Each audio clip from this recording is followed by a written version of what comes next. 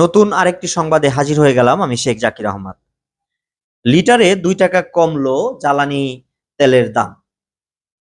বিশ্ববাজারের সঙ্গে সামঞ্জস্য রেখে ফেব্রুয়ারি মাসের জন্য ভোক্তা পর্যায়ে এক ধরনের জ্বালানি তেলের দাম লিটারে 2 টাকা কমিয়েছে সরকার।